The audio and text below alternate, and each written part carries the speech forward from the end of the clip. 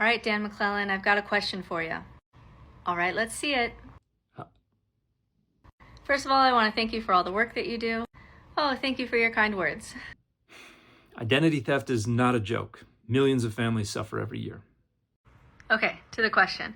I was doing some research today and I came across this, the Proto-Evangelium of James, that talks about the birth of Christ and talks about Joseph contacting two midwives and also that the Mother of God helped in her labor. Yes, the Proto-Evangelium of James, also known as the Infancy Gospel of James, is a non-canonical gospel, was probably composed in the second half of the 2nd century CE, was the source for a lot of traditions within Catholic and Orthodox Christianity, including the perpetual virginity of Mary. That's probably the main contribution that it has made, but depictions of Mary riding a donkey down to Bethlehem, depictions of the nativity taking place in a cave, the notion that Joseph was a much older man who had other children from a previous marriage, and those are the siblings of Jesus that are mentioned in the gospel. Those are all things that come from the tradition that is found in the Infancy Gospel of James and have been phenomenally influential on Catholic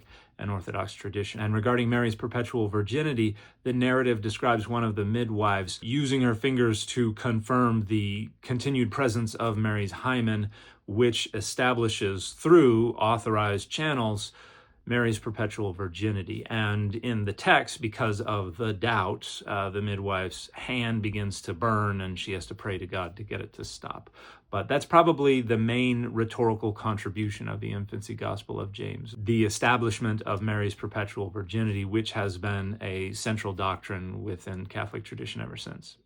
I came across this when I was doing research about this statue, which is called the Crowning, that was destroyed this year in July in Austria. Yes, an idiotic crime where somebody cut off the head of this statue that was part of a display that depicts in what a lot of people have described as graphic detail the crowning of Jesus during Mary's delivery.